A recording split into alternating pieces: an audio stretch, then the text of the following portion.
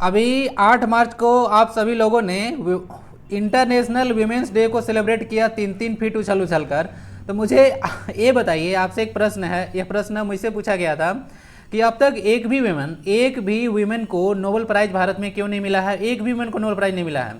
जो आप अगर बात करेंगे मदर टेरेसा के बारे में, तो वह इंडियन ओरिजिन की नहीं थी, भारत की वह क्या ली थी, नागरिकता ली थी। वह एक्चुअली में कहाँ की थी, वह एक्चुअली में थी आपका अल्बेनिया की थी, ठीक है।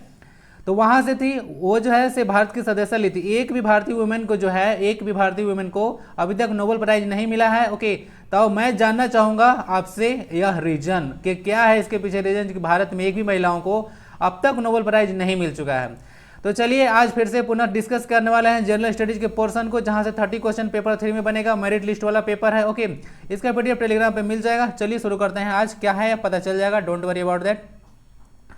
और हाँ, जब मैं थोड़ा बहुत क्वेश्चन अगर पूछता हूँ तो उसका आंसर देने का कोशिश किया कीजिए, और थोड़ा सारा शांति। सारा काम हो गया है ना, वॉशरूम में पानी उनी सारा पी लेना है ना, बीच में किसी को जान नहीं दिया जाएगा। एक बार जहाँ क्लास शुरू हुआ किसी को जान नहीं दूंगा, जो जाएगा उसको बहुत पिटाई होने वाला है। ओके, और जो आंसर वगैरह देगा उसको चॉकलेट और गुपचुप मिलेगा, जिसको जो पसंद होगा वो खिलाया जाएगा। ओके, तो चलिए पार्टिसिपेट कीजिए। फर्स्ट क्वेश्चन आता है, when was right to information, जिसको आप शॉर्ट में आरटीआई बोलते हैं। ओके, जिसको फुल फॉर्म भी पूछा जाता है कभी कभी। आरटीआई जो है से कब इंप्लीमेंट किया गया था, क्वेश्चन आपसे पूछा गया, इंप्लीमेंट किया गया था, लागू किया गया था, ध्यान दीजिएगा। 10 अक्टूबर 2005, 10 अक्टूबर 2006, 12 अक्टूबर 2005 या 15 जून 2005, किस दिन हुआ था बताइए। इसका करेक्ट आंसर जाएगा आपका 12 अक्टूबर 2005। क्या होगा, याद रखिएगा, डेट बहुत ही ज्यादा इंपॉर्टेंट है। 12 अक्टूबर 2005 को राइट टू इंफॉर्मेशन एक्ट को इंप्लीमेंट किया गया था। अगर थोड़ा सा अगर हम बात करें राइट टू इंफॉर्मेशन एक्ट के बारे में, ओके, तो इसको देख लीजिएगा। ओके, इसको देख लीजिएगा, यहाँ से 15 जून 2005 को इसको ना संविधान सभा द्वारा, मतलब बोल संविधान सभा बोल रहा हूँ, इसको ना पार्लियामेंट के द्वारा जो है क्या किया गया था, इसको जो पार्लियामेंट के द्वारा इसको पारित किया गया था, ठीक है। उस दिन क्या किया गया था, पारित किया गया था, इन्फोर्स किया गया था, बाद में इंप्लीमेंट किया गया था कब, 2005 को, ठीक है। जैसे साइन वगैरह पूरा हो जाता है, हाँ पूरा प्रोसेस हो गया, तो उस दिन पूरा साइन हो गया था, 15 जून को पारित हुआ था, लागू हुआ था आपका देखने को मिलेगा 12 अक्टूबर 2005 को। तो दोनों के बीच में कंफ्यूजन नहीं होना चाहिए। अगर सूचना का अधिकार आपको लेना है कहीं से, तो आपके पास अधिकार है हम लोग को, ठीक है, कि हमको सूचना का अधिकार ले सकते हैं। 10 रुपया इसके लिए पैसा लगता है, ठीक है, पूछ सकते हैं आपसे कितना पैसा लगेगा। तो राइट टू इन्फॉर्मेशन लेना है तो 10 रुपया का चार्ज लगता है। ओके, राइट टू इन्फॉर्मेशन के लिए। यहाँ देखिए एक क्वेश्चन यहाँ से थोड़ा अंदर जाके पूछते हैं। अब राइट टू इन्फॉर्मेशन आ गया है, तो थोड़ा सा राइट टू एजुकेशन के बारे में बात कर देता हूँ। राइट टू एजुकेशन के बारे में देखिए, ये भी जो आरटीई एक्ट है, राइट टू एजुकेशन एक्ट बोलते हैं, ये आपका देखिए 2009 का एक्ट है। एक्चुअली में इसको उसी तरह से है, 4 अगस्त 2009 को पारित किया गया था, 4 अगस्त 2009 को पारित किया गया था। लेकिन लेकिन लेकिन 1 अप्रैल ओके, 1 अप्रैल 2010 को जो है से इसको लागू किया गया था, राइट टू एजुकेशन को, समझ गए, राइट टू एजुकेशन को पूरी तरह से लागू किया गया था। और एक हमारा संविधान में कॉन्स्टिट्यूशन अमेंडमेंट में हुआ था, उसको थोड़ा सा याद रख लिया जाए। ओके, 86 कॉन्स्टिट्यूशन अमेंडमेंट 2002 का, जिसमें आप लोग को पता होगा 6 से 14 साल के बच्चों तक फ्री एंड कंपलसरी एजुकेशन के बारे में हम लोग बात करते हैं। आर्टिकल 21A के तहत इसको फंडामेंटल राइट बना दिया गया था। ओके, आपको पता होगा। ओके, चलिए, तो ये सारी चीज इन्फॉर्मेशन सारे याद रखिएगा। तो आपका आंसर हो गया राइट टू इन्फॉर्मेशन एक्ट 12 अक्टूबर 2005 को आपसे लागू पूछा गया है, लागू पूछा गया, पारित पूछेगा, 15 जून लगाइएगा। और सारे एजुकेशनल बताया उसको भी याद रखिएगा। और एजुकेशन जो है आपका बहुत इंपॉर्टेंट पॉइंट है, एजुकेशन आपका अभी कनकरेंट लिस्ट में है, ठीक है, पहले स्टेट लिस्ट में था, लेकिन 42nd कॉन्स्टिट्यूशन अमेंडमेंट किया गया था 1976 में इंदिरा गांधी के टाइम में, तो वहां से इसको ट्रांसफर कर दिया गया था। आपको मालूम होगा टोटल 5 सब्जेक्ट को उस समय वहां से ट्रांसफर किया गया था। टोटल 3 लिस्ट है संविधान में देखिएगा तो। ओके, 7th शेड्यूल में, okay, central list, state list and concurrent list, तो हम लोग वही बात कर रहा हूँ।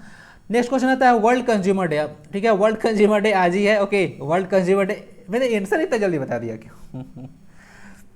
चलिए, वर्ल्ड कंज्यूमर डे देखिए हम लोग 15 मार्च को मनाते हैं, यानी कि वर्ल्ड कंज्यूमर डे है। और अंतर्राष्ट्रीय उपभोक्ता दिवस हम लोग मनाते हैं 15 मार्च के, ठीक है। जैसे कि हम लोग को देखिए कंज्यूमर क्या होता है, अभी जहाँ एक बहुत इंपॉर्टेंट टॉपिक है, मैं डिस्कस करूंगा, मतलब नेक्स्ट पार्ट जब लाऊंगा ना तो डिस्कस करूंगा। आज का दिन बहुत ज़्यादा इंपॉर्टेंट है।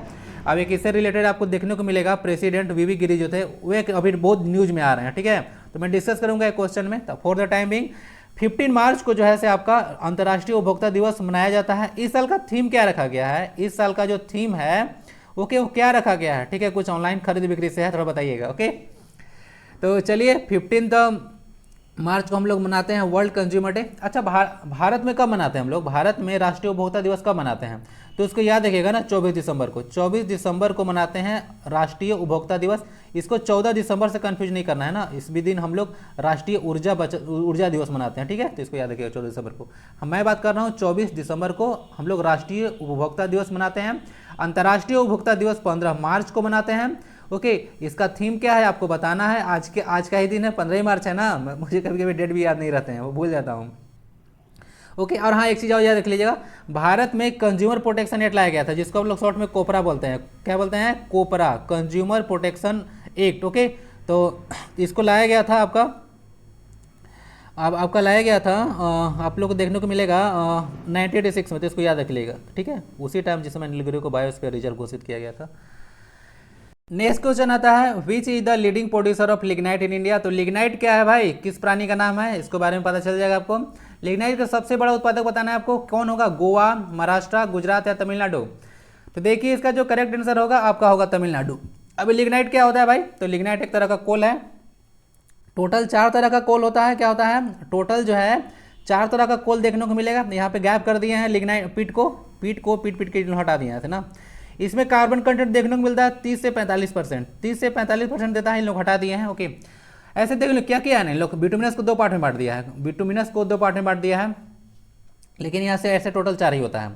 थोड़ा सा ना कार्बन कंटेंट के आधार पर कोल को 4 भागों में डिवाइड किया है, यानी कि कार्बन का कितना परसेंटेज है, क्योंकि कार्बन पता है ना कि जो जितना अच्छा कार्बन रहेगा उतना ही अच्छा जलेगा। ओके, तो देखिए सबसे लो ग्रेड का होता है पीट, जिसमें कार्बन कंटेंट 30 से लेकर 45 होता है। लिग्नाइट देखिएगा एक कोयला है जिसमें 65 से लेकर 70% देखने को मिलेगा लिग्नाइट में। उसके बाद बिटुमिनस कोल आता है। ओके, थर्ड ग्रेड का, मतलब थर्ड नहीं, मतलब थर्ड हाईएस्ट ग्रेड का कोल है। तो यहाँ से देख सकते हैं कि क्या होगा, सब बिटुमिनस कोल, जो कि लगभग 70 से लेकर इसमें 86% होता है। 70 से लेकर 86% तक बिटुमिनस का जो है कार्बन कंटेंट होता है। ये सब लगभग में है ना, डेटा देखिएगा तो कहीं कहीं अलग अलग बुक में थोड़ा बहुत वेरी करेगा। ओके, बता दे रहा हूँ। एंथ्रासाइट में लगभग देखने को मिलेगा 86 से लेकर 92% तक, कहीं कहीं 95-97 भी लिख देंगे। ओके, ICSE बोर्ड वाले तो 97 तक भी लिख देते हैं। तो एंथ्रासाइट में सबसे जो है ज़्यादा होता है कार्बन कंटेंट। ओके, तो यही समझ गए। तो टोटल यही कार्बन कंटेंट के आधार पर कोल को टोटल 4 भागों में डिवाइड किया गया है। ओके, 4 भागों में डिवाइड किया गया, याद रखिएगा। ओके, पीट, लिग्नाइट, बिटुमिनस और एंथ्रासाइट। सबसे उच्चतम ग्रेड यानी कि हाईएस्ट ग्रेड का कोल आपको देखने को मिलेगा कौन, मतलब सबसे वर्ड यूज करना यहाँ पे गलत होगा। उच्चतम ग्रेड का कोल क्या होगा? एंथ्रासाइट। और सबसे लो ग्रेड का होगा पीट के इन लोग इसको लो कर दिया। ओके, तो समझ गए, यहाँ से समझ जाइएगा। ओके, और या हो गया। ओके, चलिए इतना सारा सफिशियंट है। ओके, और हाँ एक्चुअली पूछते हैं कि कार्बन से यहाँ पे थोड़ा सा आया है, तो कार्बन के बारे में थोड़ा सा बात कर लेते हैं। कार्बन का 3 एक फॉर्म होता है ना, प्योर फॉर्म बोलते हैं, जिसको आप लोग अप्रूव बोलते हैं, अंग्रेजी में इसको एलोट्रोप्स बोला जाता है। तो कार्बन का 3 एलोट्रोप्स होता है, जिसको बोलते हैं आप लोग डायमंड बोलते हैं। ओके, ग्रेफाइट बोलते हैं, एक फ्लोरीन होता है। फ्लोरीन को सबसे लास्ट में खोजा गया था। ओके, तो याद रखिएगा, डायमंड प्रकृति का सबसे कठोर पदार्थ है, यानी कि हार्डेस्ट सब्सटेंस है। ग्रेफाइट थोड़ा सा भंगुर टाइप का होता है। ओके, ब्रिटल होता है, टूट जाता है पिटने पर। और यह एक ऐसा जो बोल सकते हैं कि नॉन मेटल के अंतर्गत आता है। ओके, एक तरह का ऐसा आता है नॉन मेटल के अंतर्गत, जो क्या होता है, जो ऐसे आपका देखने को मिलेगा एक इलेक्ट्रिसिटी को कंडक्ट करता है ना, याद रखिएगा। फ्लोरीन बाद में किया था, इसको C60 बोलते हैं। ओके, फुटबॉल के जैसा इसका स्ट्रक्चर बनता है। ओके, याद रखिएगा इसको। ओके, चलिए, ग्रेफाइट में इलेक्ट्रॉन फ्री रहता है ना, ग्रेफाइट इलेक्ट्रिसिटी कंडक्ट इसीलिए करता है क्योंकि इसमें इलेक्ट्रॉन फ्री रहता है। 4 इलेक्ट्रॉन होता है, कार्बन का आपको पता होगा, इसका संयोजकता यानी कि वैलेंसी 4 होता है, तो 1 इलेक्ट्रॉन इसमें फ्री हो जाता है, तो इलेक्ट्रिसिटी कंडक्ट करता है, 1 इलेक्ट्रॉन बॉन्ड नहीं बनाता है। अब इसका चारों डायमंड में चारों जो है बॉन्ड बनाता है। एक और क्वेश्चन पूछेंगे कि डायमंड जो है सबसे ज़्यादा चमकता क्यों इतना ज़्यादा, तो पूर्ण आंतरिक परिवर्तन यानी कि टोटल इंटरनल रिफ्लेक्शन चलते डायमंड बहुत ज़्यादा चमकीला होता है। एक क्वेश्चन अगर पूछेंगे कि अगर डायमंड और ग्रेफाइट को जलाइएगा तो क्या मिलेगा, कुछ नहीं मिलेगा। डायमंड और जो ग्रेफाइट है कार्बन का प्योर फॉर्म है, तो इसको जलाइएगा ऑक्सीजन के प्रेजेंस में। ओके, तो क्या बन जाएगा, कार्बन डाइऑक्साइड गैस बन जाएगा, यानी कि कुछ नहीं मिलने वाला है। जलाइएगा मत, अगर हीरा होगा तो इसको जलाइएगा मत, संभाल कर रखिएगा, ठीक है। चलिए, आई होप कि समझ में आ चुका होगा। नेक्स्ट क्वेश्चन आता है, which of the flowing was note a dancer of Bharatanatyam. आपको बताना है कि भरतनाट्यम के डांसर इसमें इनमें से कौन नहीं है। सोनल मानसिंह फर्स्ट ऑप्शन है आपका, लीला सैमसन है, गीता रामचंद्रन है और सितारा देवी है। कौन नहीं है बताइए जरा। तो इसका आंसर होगा सितारा देवी। सितारा देवी जो है आपका भरतनाट्यम के नहीं, कथक की परफॉर्मेंस है, क्या करती हैं, कथक डांस परफॉर्म करती है। ओके, कथक। ओके, तो याद रखिएगा। चलिए हो गया आपका, तो कथक हो गया। थोड़ा सा ना कुछ कुछ स्टेट्स में जो जो आपको डांस वगैरह या फिर फोक डांस वगैरह परफॉर्म किया जाता है मैं बता देता हूँ, ठीक है। जैसे कि देख लीजिएगा यहाँ से एक सबसे पहले मैं बताना चाहूँगा केरला के बारे में। तो केरला में दो चीज़ याद रखिएगा, ओके। केरला में आपको देखने को मिलेगा कथकली, क्या होगा, कथकली ना, कथकली, कथकली और मोहिनीअट्टम, दो याद रखिएगा, कथकली और मोहिनीअट्टम याद रखिएगा। केरला के बाद आता है तमिलनाडु का, जहाँ से ऑब्वियसली पढ़ लिया आपने भरतनाट्यम, जो कि आपका आंसर था, ओके। उसके बाद आता है आपका आसाम में, आसाम में बहुत पूछते हैं शास्त्रीय नृत्य, याद रख लीजिएगा, ओके। उसके बाद जो है से आप लोग देखने को मिलेगा उड़ीसा में ओडिसी होता है, तो इसको भूलिएगा ही नहीं। मणिपुर में मणिपुरी होता है, इसको भी भूलिएगा नहीं, ओके। और कुछ कुछ याद रख लीजिएगा, ओके। फोक, ये सब क्लासिकल और मिक्स ऑफ फोक डांस अलग अलग बता रहा हूँ। राजस्थान में घूमर होता है, याद रख लीजिएगा, ओके। और गुजरात में कुछ कुछ गरबा होता है, गुजरात में गरबा होता है, ओके। ये सब कुछ कुछ परफॉर्म किया जाता है। आपका झारखंड और बिहार वगैरह देखने को मिलेगा, वेस्ट बंगाल में छऊ ना, झारखंड बिहार छऊ में। उत्तर प्रदेश में नौटंकी किया जाता है ना, उत्तर प्रदेश में नौटंकी होता है, ओके। चलिए याद रखिएगा ये सब, ओके। चलिए हो गया आंसर, क्या हो गया, सितारा देवी कथक परफॉर्म करती हैं, ओके। अभी बनारस से थी ना, तो बनारस से याद रखिएगा, इनके बारे में भूलिएगा नहीं, बनारस, ओके। चलिए अभी बनारस में काशी विश्वनाथ टेम्पल का उद्घाटन हुआ था ना, याद रखिएगा। और टोटल थोड़ा सा ना भारत में 8 क्लासिकल डांसेस हैं, याद रख लीजिएगा, ओके। अब इन लोग को क्लासिकल डांसेस को आइडेंटिफाई करने का काम करता है संगीत नाटक एकेडमी ना, संगीत नाटक एकेडमी जो है से आइडेंटिफाई करता है, जिसकी स्थापना 1953 में किया गया था, ओके। चलिए कल्चरल मिनिस्ट्री के अंतर्गत आता है। एक क्वेश्चन आता है, demand without elasticity is equal to, बोल जाता है कि पूरी तरह के बिना लोच का मांग का किसके बराबर होता है। तो जो मांग जो है से डिमांड जो होगा बिना इलास्टिक का है, क्या है, इलास्टिक नहीं है, तो उसका वैल्यू बराबर होगा जीरो का, क्या होगा, उसका जो वैल्यू होगा जीरो का। फॉर एग्जांपल अगर मान लेते हैं कि कोई चीज़ का प्राइस, देखिए इलास्टिक क्या होता है, मतलब अगर किसी का प्राइस अगर बढ़ने पर उसका अगर मांग में कमी या चेंज होता है तो उसको हम लोग इलास्टिक बोलते हैं, ठीक है, क्या बोलते हैं, इलास्टिक बोलते हैं। लेकिन और अगर मांग में मतलब प्राइस बढ़ रहा है लेकिन मांग में कमी नहीं आ रहा है तो उसको इनइलास्टिक बोला जाता है। जैसे कि अगर हवा और पानी है, पानी का दाम कितना बढ़ेगा, तो ये सब जो है इतना नेसेसरी चीज़ है, क्या है, इतना नेसेसरी चीज़ है कि इसका जो आप लोग को देखने को मिलेगा कि डिमांड कम नहीं होगा। तीसरा जो है पूरी तरह से इनइलास्टिक में आता है, क्या आता है, इनइलास्टिक डिमांड में आता है, ठीक है। तो इसका जो है मांग कम नहीं होगा, तो इसका जो है देख लीजिएगा पूरी तरह से अगर लोच का मांग है तो उसका जो है आप लोग देखने को मिलेगा जो मांग है क्या होगा, मतलब पूरी तरह के बिना लोच के मांग जीरो के बराबर होता है, ठीक है, उसमें चेंज वगैरह नहीं होता है, ओके।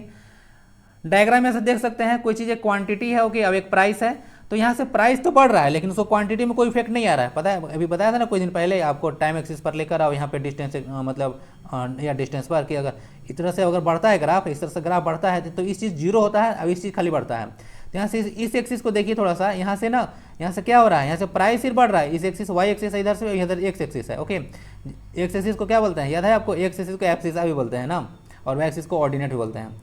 तो यहाँ से देख लीजिएगा, यहाँ से टाइम, मतलब उसको तो छोड़िए, हम चर्चा कर रहे हैं इसके बारे में। तो यहाँ से क्वांटिटी आ गया, प्राइस आ गया, यहाँ से प्राइस बढ़ रहा है, प्राइस तो बढ़ रहा है लेकिन क्वांटिटी में कोई इफेक्ट नहीं है, यानी कि हम लोग को जितना लेना है उतना ही ले रहे हैं, ओके।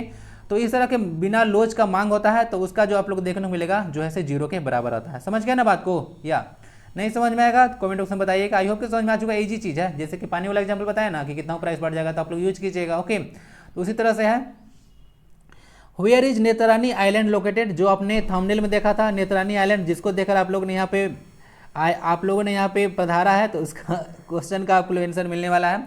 थोड़ा सा बताइएगा, वेयर इज नेत्रानी आइलैंड लोकेटेड, नेत्रानी द्वीप कहाँ पे है, आसाम में, अंडमान और निकोबार में, लक्षद्वीप में या फिर गोवा में, ठीक है। तो देखिए इसका करेक्ट आंसर होना चाहिए आपका लक्षद्वीप, क्या होता है, लक्षद्वीप होना चाहिए। आप लोग इसका लोकेशन देख सकते हैं यहाँ से, ओके। पीछे क्यों जा रहा है भाई, आगे चलो, यहाँ से देख सकते हैं लोकेशन आप लोग को, यहाँ पे वेस्टर्न कोस्ट देखने को मिलेगा। टोटल 9 कोस्टल स्टेट्स हैं इंडिया में, ओके। 7516 किलोमीटर लगभग लेंथ होता है हमारा, ओके। तो यहाँ से देख लीजिएगा, यहाँ से देखिएगा इधर से, तो यहाँ पे वेस्ट साइड में अरबियन सी में यहाँ देखने को मिलता है, ओके। और लेफ्ट साइड में यहाँ पे लक्षद्वीप में देखने को मिलता है, लक्षद्वीप में होता है। लक्षद्वीप में टोटल 36 आइलैंड है, ओके। भारत का सबसे स्मॉल यूनियन टेरिटरी है, यूटी। भारत में अभी टोटल ना 8 ही यूटीज है, ओके। दादर और नागर हवेली को और दमन नदियों को मिला दिया गया है ना, तो इसको याद रखिएगा, भूलिएगा नहीं, 8 ही अभी है और स्टेट 28 ही है, ओके। चलिए समझ गए, लक्षद्वीप में पड़ेगा आपका, कहाँ पड़ेगा, ये लक्षद्वीप में पड़ेगा। बाकी आसाम में एक माजुली द्वीप है ना, क्या है, आसाम में माजुली द्वीप है, और आपके ब्रह्मपुत्र रिवर में देखने को मिलता है, ओके। और यह विश्व का सबसे बड़ा रिवर आइलैंड है। यह अगर माजुली है ब्रह्मपुत्र रिवर ना है, या तो कोई समुद्र में थोड़ी है, समुद्र में नहीं है। ओके, क्या है, सबसे बड़ा रिवर आइलैंड है। ओके चलिए, तो इसको याद रखिएगा। ओके, सर्बानंद सोनोवाल जो थे, ओके, उनका जो कॉन्स्टिट्यूएंसी यहीं पे था। ओके चलिए, वहीं से मेंबर ऑफ पार्लियामेंट थे।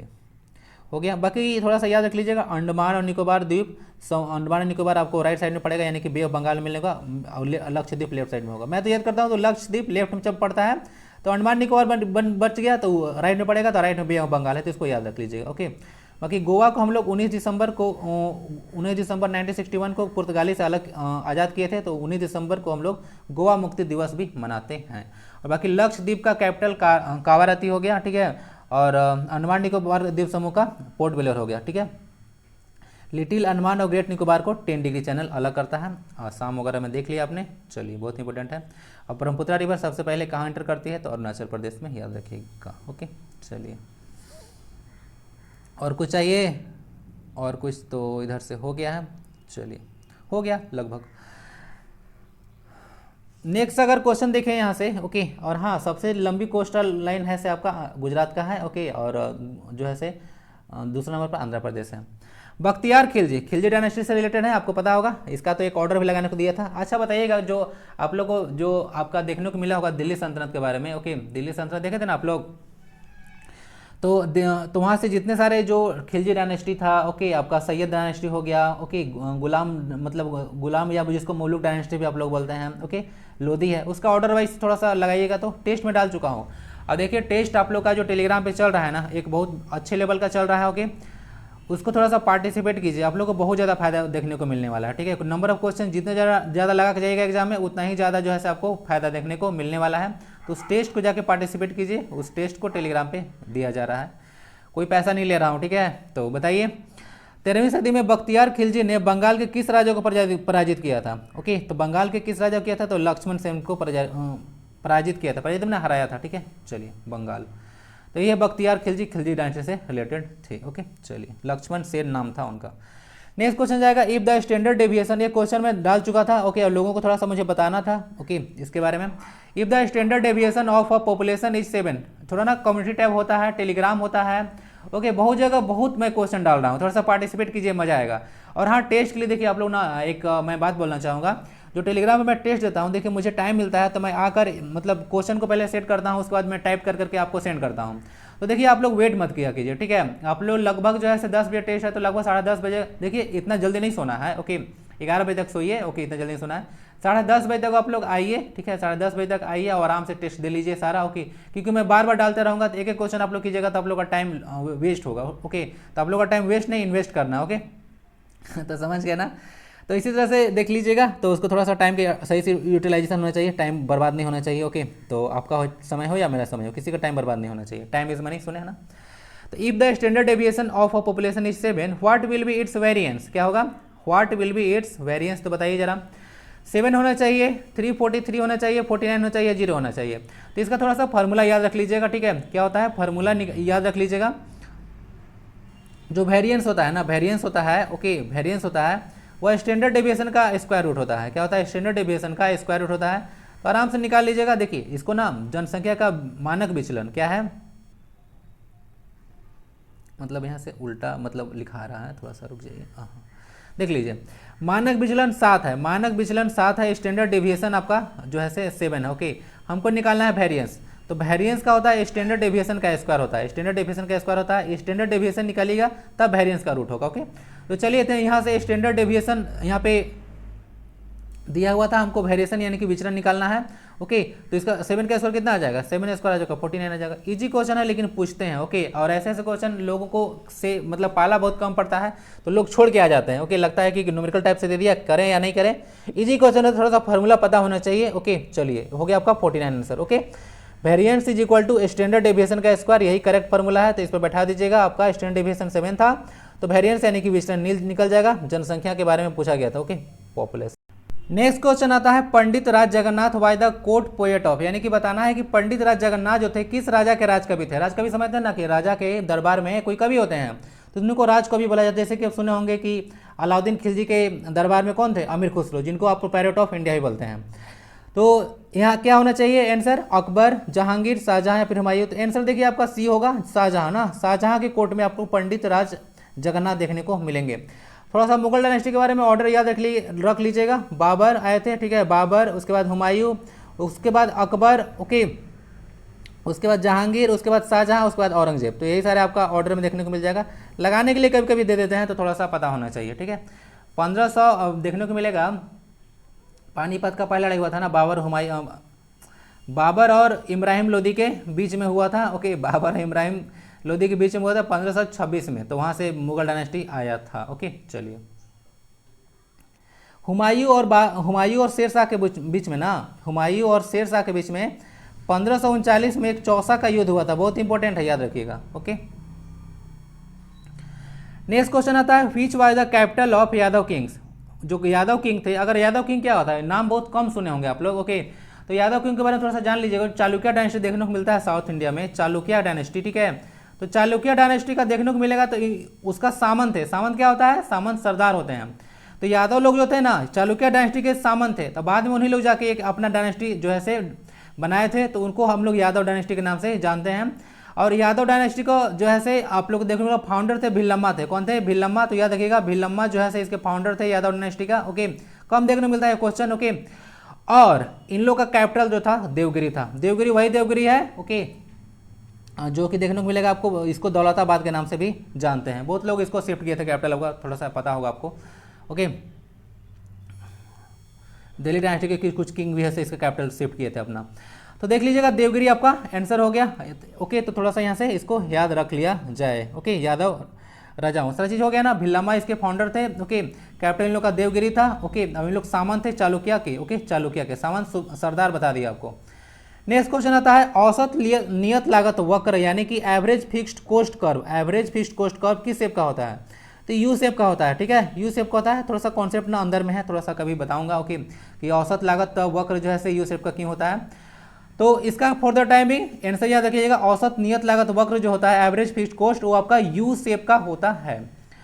थोड़ा सा फॉर्मूला याद रखिएगा, औसत अगर फिक्स्ड कॉस्ट अगर निकालना होगा तो टोटल फिक्स्ड कॉस्ट क्या होता है, टोटल फिक्स्ड कॉस्ट बटा में, यानी जिसको आप लोग बाई भी बोलते हैं, अपॉन भी बोलते हैं, क्वांटिटी ऑफ यूनिट प्रोड्यूस। तो इसको डिवाइड कर लीजिएगा, आपको समझ में आ जाएगा कि एवरेज फिक्स्ड कॉस्ट क्या होता है, ओके।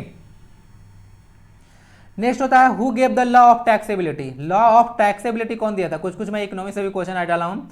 कराधान का सामर्थ्य सिद्धांत जो है किसने प्रतिपादित किया था या दिया था, तो आंसर आपका होना चाहिए एडम स्मिथ। क्या होगा, एडम स्मिथ है, वही एडम स्मिथ जो कि जिनको फादर ऑफ इकोनॉमिक्स के नाम से जानते हैं, ओके। और फादर ऑफ इकोनॉमिक्स के मतलब इनका एक बुक है जो एडम स्मिथ है, उनका है वेल्थ ऑफ नेशन। क्या है, वेल्थ ऑफ नेशन एक बुक है जो कि 1776 में पब्लिश हुआ था ना, याद रखिएगा, वेल्थ ऑफ नेशन इनका बुक है। स्कॉटलैंड से बिलोंग करते थे एडम स्मिथ, ओके। इनको फादर ऑफ इकोनॉमिक्स कहा जाता है, ओके। चलिए, अच्छा, जो कौटिल्य का जो अर्थशास्त्र है, क्या अर्थशास्त्र बुक है, कौटिल्य का जो अर्थशास्त्र है, ओके, वह अर्थशास्त्र का बुक नहीं है, वह एडमिनिस्ट्रेशन से बुक है ना। याद रखिए, क्वेश्चन पूछते हैं कि अर्थशास्त्र का बुक है, वह क्या अर्थशास्त्र है, नहीं, वह जो है से आपका एडमिनिस्ट्रेशन से देखने को मिलेगा, ओके, कौटिल्य का अर्थशास्त्र।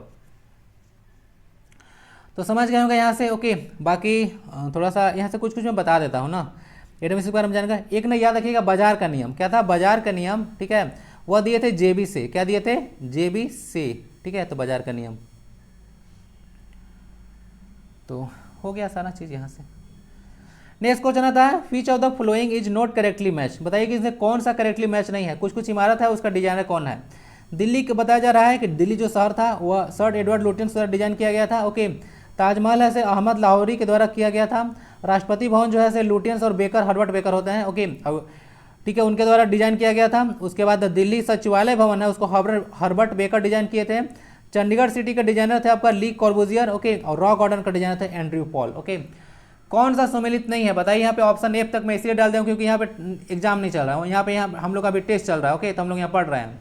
तो देखिए यहाँ से प्रसिद्ध जो रॉक गार्डन जो था, ठीक है, जिनको बनाए थे, डेवलप किए थे, जो कहना है, वह जो है से एंड्रयू पॉल नहीं किए थे, वो किए थे आपका नेकी चंद। याद है आपको, नेकी चंद जो थे रॉक गार्डन को बनवाए थे, आपको याद है, नेकी चंद। तो रॉक गार्डन आपको देखने को मिलेगा चंडीगढ़ में, ओके। तो समझ गए, तो ये रॉक गार्डन आपका देखने को मिल गया। बाकी सारा चीज़ बहुत ज़्यादा इंपॉर्टेंट है, जितना सारा मोन्यूमेंट्स वगैरह डिजाइन किया गया था पास्ट में मैं बता दिया, तो सारा इसको याद रखिएगा, ओके। अभी एक न्यू पार्लियामेंट बिल्डिंग बन रहा है, याद है आपको, जो आप लोग को न्यू पार्लियामेंट बिल्डिंग बन रहा है, ओके, जिसको आप लोग जो है से बताइएगा कि उनका जो है से डिजाइन, जो न्यू पार्लियामेंट बिल्डिंग बन रहा है उसका डिजाइन कौन किए हैं, ओके, बताइएगा थोड़ा सा। नेक्स्ट क्वेश्चन आता है आपको, which is the first port developed in India after independence. Bharat आज़ाद कब हुआ था? 15 अगस्त 1947 को, याद है? ये चीज़ तो कोई नहीं बोलेगा, ओके। मुंबई, न्यू मैंगलोर, कांडला या फिर नौहा सेवा। तो बोला जा रहा है, आप लोग देखने को मिलेगा कि जो स्वतंत्रता हुआ था उसके बाद जो प्रथम विकसित पतन था यानी कि पोर्ट था वो है आपका कांडला है। क्या है? कांडला है। कांडला कहाँ पड़ता है? कांडला गुजरात में पड़ेगा, ओके। मुंबई भी गुजरात, मुंबई जो है महाराष्ट्र में पड़ता है, तो पता ही होगा। नहावा सेवा जो है भारत का सबसे बड़ा पोर्ट है, इसका नाम जो है जवाहरलाल नेहरू के नाम से किया गया है, तो इसको बोलते हैं हम लोग JNPT, Jawaharlal Nehru post trust, okay. Bharat का सबसे बड़ा पोर्ट है, इसको याद रखिएगा। आंसर आपका कांडला हो गया। 1965 में इसको बनाया गया था, ओके, पोर्ट को। चलिए, हो गया, तो स्वतंत्रता के बाद हो गया, स्वतंत्रता के बाद हो गया। नेक्स्ट क्वेश्चन आता है, रथ temple of Mahabalipuram was constructed during the rain of which Pallava king, यानी कि किस पल्लव शासक के काल में महाबलीपुरम के रथ मंदिरों का निर्माण किया गया था।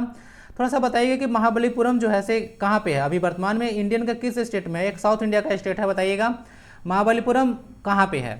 तो बताना है कि रथ मंदिर था, उसका निर्माण किस पल्लव शासक काल में कराया गया था? Narasimha Varman first, Mahendra Varman first, okay, Nandi Varman या फिर परमेश्वर वर्मन। तो देखिए इसका आंसर आपका नरसिंह वर्मन फर्स्ट होगा, तो आंसर लगा लीजिएगा, ओके, नरसिंह वर्मन फर्स्ट होगा। पल्लव शासक के काल में रथ टेम्पल ऑफ महाबलीपुरम बनाया गया था।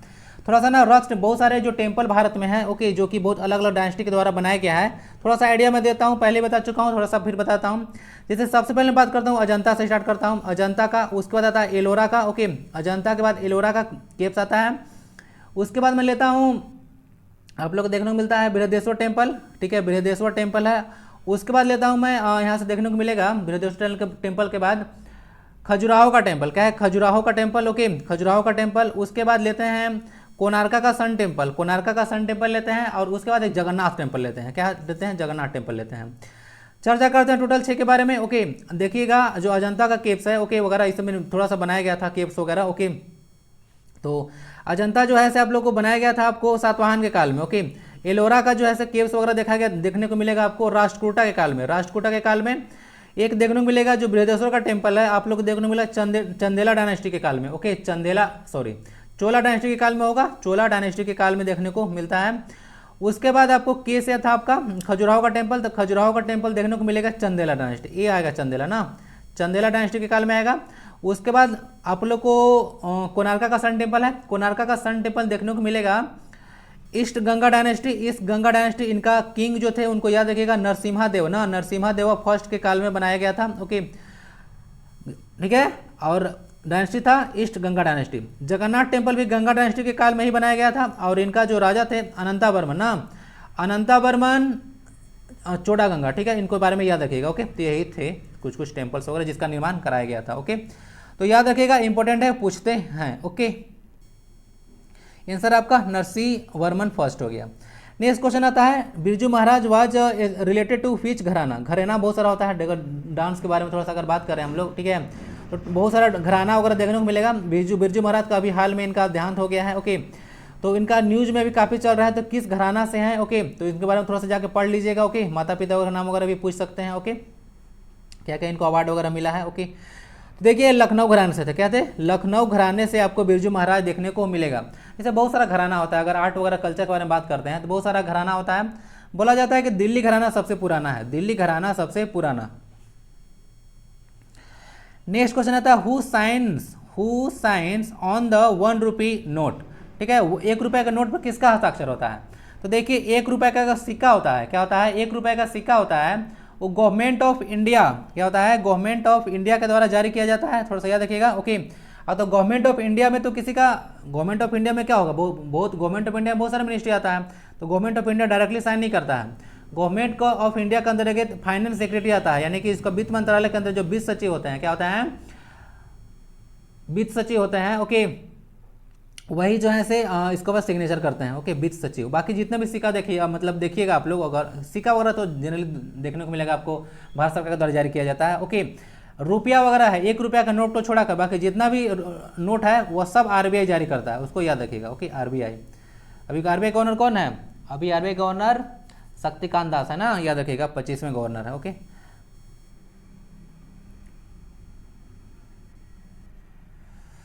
तो देख लीजिए यहाँ से भारत का वित्त सचिव होता है। अच्छा, वित्त सचिव अभी कौन है बताइएगा जरा सा। भारत के अभी वर्तमान में फाइनेंस सेक्रेटरी कौन है? वित्त सचिव। लास्ट नेम उनका सोमनाथन है, बताइए पूरा नाम। आंसर आपका हो गया फाइनेंस सेक्रेटरी, तो यही हो गया। अच्छा, टोटल में अगर सिक्का ढालने की अगर बात की जाएगा, सिक्का जो बनता है भारत में टोटल 4 मिनट है ना, भारत में टोटल 4 मिनट है। ओके, याद रखिएगा, जहाँ पे सिक्का वगैरह ढाला जाता है। और 1 रुपये का सिक्का पता है शेरशाह सूरी के काल में सबसे पहली बार ढाला गया था, रुपये का सिक्का, याद है आपको। नेक्स्ट क्वेश्चन आता है, who was the Maratha king that, ठीक है, that fight with Aurangzeb bravely. Okay, यहाँ से ना फाइट नहीं होना चाहिए था ना, फाउट होना चाहिए था, सेंटेंस पास में होना चाहिए ना, थोड़ा सही कर दूंगा। वह मराठा राजा कौन था जिसने औरंगजेब के साथ बहादुरी के साथ लड़ाई की है? बाजीराव, ओके, साहू, शिवाजी या फिर शाहजी भोसले। तो आपको आंसर होगा यहाँ पे शिवाजी, शिवाजी होगा। आपको थोड़ा सा याद होगा, ओके, अगर थोड़ा सा याद हो, शिवाजी और जो राजा जय सिंह थे उनके बीच एक पुरंदर की संधि हुआ था। क्या हुआ था? पुरंदर की संधि हुआ था 11 जून, याद है? 11 जून 1665 में पुरंदर की संधि हुआ था। ओके, राजा जय सिंह और शिवाजी के बीच में। बहुत इंपॉर्टेंट है हिस्ट्री के पॉइंट ऑफ व्यू से, ठीक है, इसको याद रखिएगा। अगर औरंगजेब का काल देखिएगा तो 1658 से लेकर 1707 के बीच में टाइम पीरियड है इनका, किनका? औरंगजेब का। तो याद रखिए उसी के बीच में यहाँ पे 65 आ रहा है, थोड़ा सा अंडरस्टैंडिंग ऐसे भी आप लोग कर सकते हैं। तो शिवाजी थे, क्या थे? शिवाजी, ठीक है। चलिए,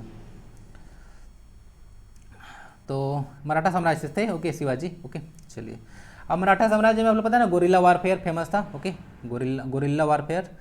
चलिए, आंसर आपका शिवाजी हो गया। याद रखिएगा, पुरंदर की संधि वगैरह बता दिया, औरंगजेब के बारे में भी बता दिया। यहाँ पे औरंगजेब का था वो, औरंगजेब के साथ है, और राजा जय सिंह थे 1, ओके, उनके बीच पुरंदर की संधि हुआ था। ओके, तो यही आज कुछ क्वेश्चन था। ओके, तो वीडियो कैसा लगा? यहाँ तक आ गए होंगे तो जरूर बताइएगा, जीएच लिख दीजिएगा, पहुँच गए यहाँ तो। बाकी थैंक यू वेरी मच।